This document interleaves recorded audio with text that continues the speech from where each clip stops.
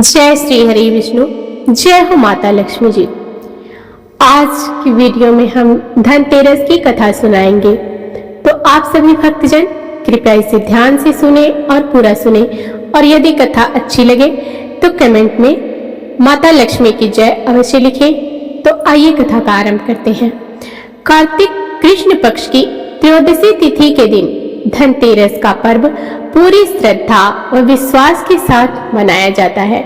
धन्वंतरी के अलावा इस दिन देवी लक्ष्मी और धन के देवता कुबेर की भी पूजा करने की मान्यता है। इस दिन को मनाने के पीछे धन्वंतरी के जन्म लेने की कथा के अलावा इसके बारे में दूसरी कहानी भी प्रचलित है। तो कहा जाता है कि एक समय भगवान विष्णु मृत्यु लोक में विचरण करने के लिए आ रहे थे। तभी लक्ष्मी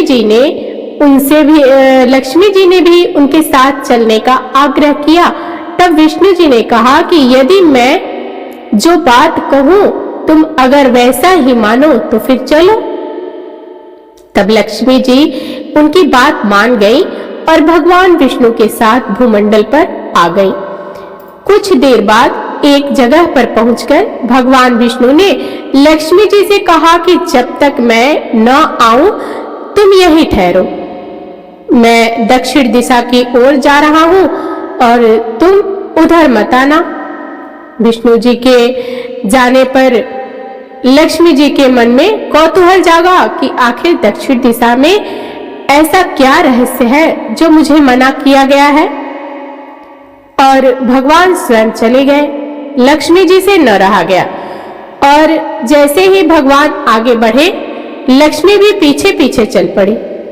और कुछ आगे जाने पर उन्हें सरसों का एक खेत दिखाई दिया जिसमें खूब फूल फल लगे थे।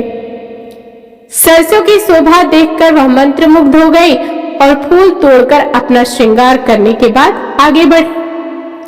आगे जाने पर एक गन्ने का खेत मिला तो लक्ष्मी जी गन्ना तोड़कर रस चूसने लगी। उसी क्षण विष्णु जी आए और यह देखकर लक्ष्मी जी पर नाराज होकर उन्हें शाप दे दिया कि मैंने तुम्हें इधर आने के लिए मना किया था पर तुम न मानी और किसान की चोरी का अपराध कर बैठी। अब तुम इस अपराध के जुर्म में इस किसान की 12 वर्ष तक सेवा करोगी। ऐसा कहकर भगवान उन्हें छोड़कर क्षीर सागर में चले गए। तब लक्ष्मी जी उस गरीब किसान के घर रहने लगी। एक दिन लक्ष्मी जी ने उस किसान की पत्नी से कहा कि तुम स्नान कर पहले मेरी बनाई गई इस देवी लक्ष्मी का पूजन करो, फिर रसोई बनाना। तब तुम जो मांगोगी तुम्हें मिलेगा। किसान की पत्नी ने ऐसा ही किया। पूजा के प्रभाव और लक्ष्मी जी की कृपा से किसान का घर दूसरे ही दिन से अन्न धन रत्न स्वर्ण आदि से भर गया। लक्ष्मी जी ने किसान को धन धान्य से पूर्ण कर दिया। किसान के 12 वर्ष बड़े ही आनंद से कट गए और फिर 12 वर्ष के बाद लक्ष्मी जी की जाने की तैयारी हुई। विष्णु जी लक्ष्मी जी को लेने के लिए आए तो किसान ने उन्हें भेजने से इनकार कर दिया। तब भगवान ने किसान से कहा कि इन्हें कौन जाने देता है, यह तो चंचला है, कहीं नहीं ठहरती। इनको बड़े बड़े नहीं रोक सके। इनको मेरा शाप था इसलिए 12 वर्ष तक तुम्हारी सेवा कर रही थी। तुम्हारी 12 वर्ष तक का समय पूरा हो गया है। किसान हठपूर्वक बोला कि नहीं, अब मैं लक्ष्मी जी को नहीं जाने दूंगा। तब लक्ष्मी जी ने कहा कि हे किसान, मुझे रोकना चाहते हो तो जो मैं कहूँ वैसा ही करना। कल तेरस है, तुम घर को लीप कर पोत कर स्वच्छ करना, रात्रि में घी का दीपक जलाकर रखना और सायंकाल मेरा पूजन करना। और एक तांबे के कलश में रुपए भरकर मेरे लिए रखना। मैं उस कलश पर निवास करूंगी, किंतु पूजा के समय मैं तुम्हें दिखाई नहीं दूंगी। इस एक दिन की पूजा से वर्ष भर मैं तुम्हारे घर से नहीं जाऊंगी। यह कहकर वह दीप के प्रकाश के साथ 10 दिशाओं में फैल गई।